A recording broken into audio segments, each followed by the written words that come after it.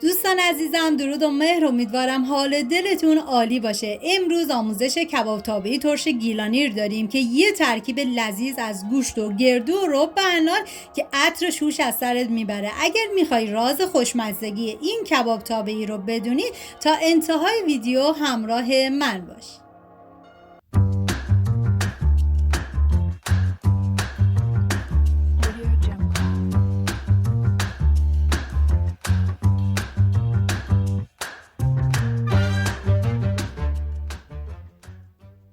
مواد لازم: گوشت چرخ کرده، رب گوجه فرنگی، پیاز، گردوی خرد شده، رب انار، زعفران، آرد، چوچاق یا نعنا خشک، پودر لیمو عمانی و ادویه هم شامل زردچوبه، فلفل قرمز و نمک هستش.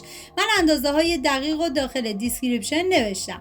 حالا پیازی که داریم من با دنده متوسط کاملا رندش میکنم و بعد از اون مقداری از آب پیاز رو میگیرم و حالا گوشتم بهش اضافه میکنم و بعد از اون ادویه ها که شامل فلفل قرمز، نمک و زردچوبه است بهش اضافه میکنم و مقداری آرد و بعد از اون کاملا ورزش میدم و به مدت 1 ساعت این گوشت رو میذارم داخل یخچال.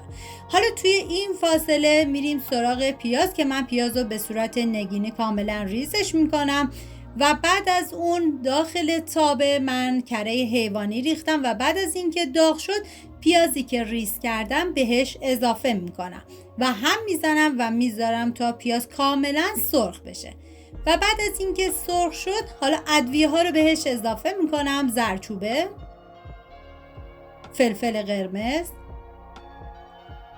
و نمک.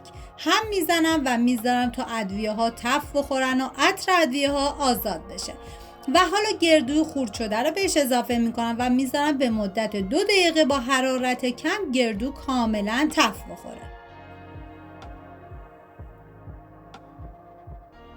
و رب گوجه فرنگی رو بهش اضافه میکنم و هم میزنم و میذارم تا رب تف بخوره و رب رنگ خودش رو کاملا باز کنه. ببینید پودر لیمو عمانی تو رسیپی اصلیش بود ولی من چون ذائقم نبود حذف کردم و شما میتونید پودر لیمو عمانی تو این مرحله به غذا اضافه کنید و رب انار ملس من استفاده کردم و بعد از اینکه یه تفت خورد حالا چوچاق بهش اضافه میکنم که شما اگه چوچاق نداشتین میتونین جایگزینش نعنا خشک استفاده بکنید و بعد از اینکه یه تفت مختصری خورد حالا من 2 لیوان آب بهش اضافه میکنم و میذارم تا این سس به مدت نیم ساعت بپزه با حرارت کم البته و کاملا جا بیفته. و حالا برنج رو من گذاشتم آب جوش اومد و برنج رو ریختم داخل قابلمه و حالا تا برنج بپزه میریم سراغ این سس خوشمزه‌مون که من مقداری زعفرونم بهش اضافه میکنم و دوباره میذارم تا کاملا بپزه. اینجا دیگه برنج کاملا پخته شده و برنج هم که کمی زنده تر بود من آبکشش میکنم. واقعا دم گیلانیای عزیزمون گرم با این غذاهای لذیذ و فوق‌العاده خوشمزه شون.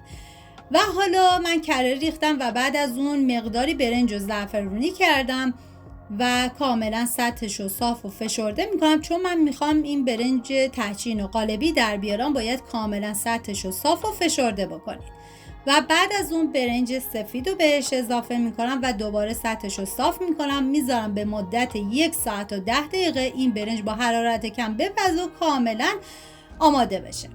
و حالا گوشت رو بعد از 1 ساعت من داخل قابلمه قشنگ کاملا پهنش کردم و میذارم که هر طرفش به مدت 1 ربع کمی بپزه و سرخ بشه. نیازی به سرخ شدن بیش از حد نیست چون این گوشت رو ما میخوام بذاریم داخل سس و بعد از اینکه گذاشتیم داخل سس دیگه میذاریم تا این سس با این گوشت کاملا جا بیفته که باز دوباره نیم ساعت زمان میبره.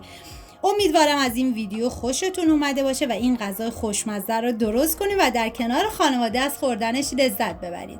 و بعد من در آخر این گوشت خوشمزه با سسش رو میذارم روی برنج و دورش هم سیب زمینی سرخ کرده ریختم. مرسی از همراهی همیشگیتون. تا یه خوشمزه دیگر، بدرود.